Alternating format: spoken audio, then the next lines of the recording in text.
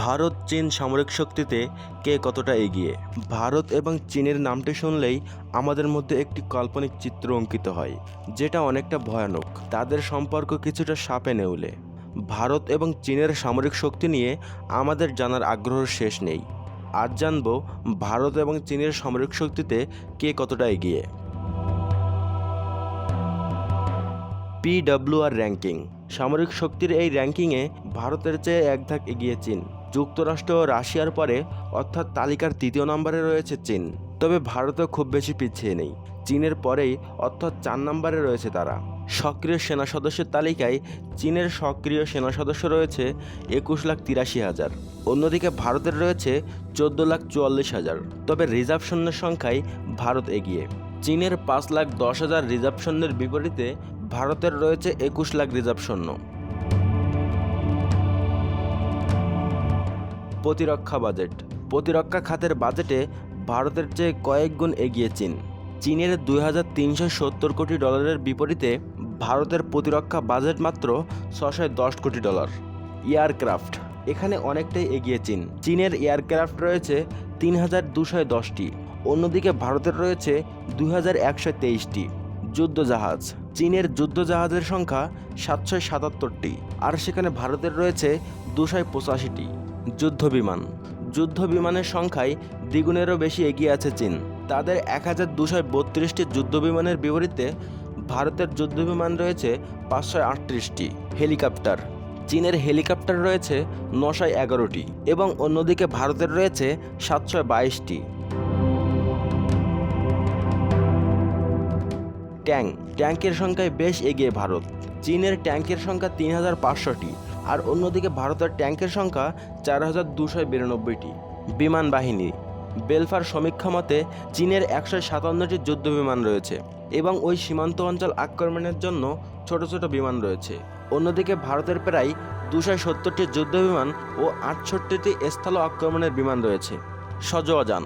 চীনের সজোয়াজানের সংখ্যা 33,000, আর ভারতের সজোয়াজানের সংখ্যা 8,668টি। সক্রিয় আর্টিলারি। এখানে দুই দেশের মধ্যে কখনো তুলনায় চলতে পারে না, কারণ চীনের সক্রিয় আর্টিলারি রয়েছে 3,800টি, অন্যদিকে ভারতের মাত্র 235টি। Field artillery. এখানে চীনের চেয়ে সামান্য এগিয়ে আছে ভারত। চীনের ফিল্ড আর্টিলারির সংখ্যা 3,800টি, বিপরীতে ভারতের ফিল্ড আর্টিলারির সংখ্যা রয়েছে 4,060টি।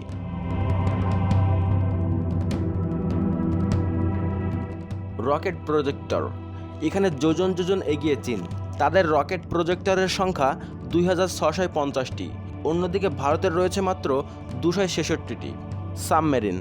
ভারতীয় নৌবহরে রয়েছে 2টি নিউক্লিয়ার সাবমেরিন ও 13টি চিরাচারিত সাবমেরিন ও একটি বিমানবাহী যুদ্ধজাহাজ, 10টি ডেক্সট্রেয়া ও 15টি ফ্রিগেট রয়েছে।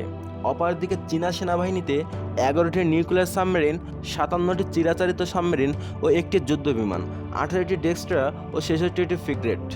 বিমানবাহী জাহাজ। চীনের বিমানবাহী জাহাজ রয়েছে 2টি, আর ভারতের রয়েছে মাত্র 1টি। ডেক্সট্রায়ার। চীনের 36টি ডেক্সট্রায়ারের বিপরীতে ভারতের রয়েছে মাত্র 10টি।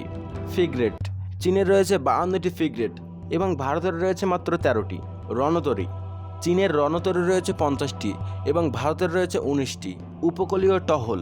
চীনের রয়েছে 220টি এবং ভারতের রয়েছে 129টি। যুদ্ধবিমান। চীনের মোট 560টি যুদ্ধবিমান রয়েছে, আর ভারতের রয়েছে 347টি। নৌবন্দর ও টার্মিনাল। এখানেও এগিয়ে চীন। তাদের নৌবন্দর ও টার্মিনাল রয়েছে 22টি, অন্যদিকে ভারতের রয়েছে 13টি। চীনের ক্ষেপণাস্ত্রের সংখ্যা ভারতের সংখ্যার দ্বিগুণেরও বেশি। চীনের পারমাণবিক ক্ষেপণাস্ত্র রয়েছে প্রায় 320টি, অন্যদিকে ভারতের রয়েছে 150টি। বেইজিং, অর্থাৎ চীন 1946 সালে ও 1974 সালে ভারত পারমাণবিক শক্তিধর হয়ে ওঠে। 1975 সালের শেষবারের মতো ভারত ও চীনের সেনাবাহিনীর মধ্যে গোলাগুলি হয়। তাদের সীমান্তে পারমাণবিক হামলার জন্য সব রকম ব্যবস্থা নেওয়া থাকলেও দুই দেশেই এক্ষেত্রে প্রথম ব্যবহার নীতি মেনে চলে, অর্থাৎ যদি এক পক্ষ আগে ব্যবহার করে তবেই তার পক্ষে ব্যবহার করে। ফুড লাইনে যেসব সেনা সদস্য মোতায়েন থাকবেন তাদের কাছে কোনো অস্ত্র থাকবে না। যদি সেনা র্যাঙ্কিং অনুযায়ী কোনো অফিসারের কাছে আগ্নেয়াস্ত্র রাখার নিয়ম হয় তাহলে তার নল মাটির দিকে ঘুরিয়ে রাখতে হবে। সেজন্য এই দুই দেশের সেনা সদস্যদের মধ্যে হাতাহাতি বা রড বা পাথর দিয়ে মারামারি হলেও গোলাগুলির বিনিময় কখনোই হয়নি। বন্ধুরা, আমাদের এবারের ভিডিওটি আপনাদের কেমন লেগেছে কমেন্ট করে জানাতে একদমই ভুলবেন না। আল্লাহ হাফেজ।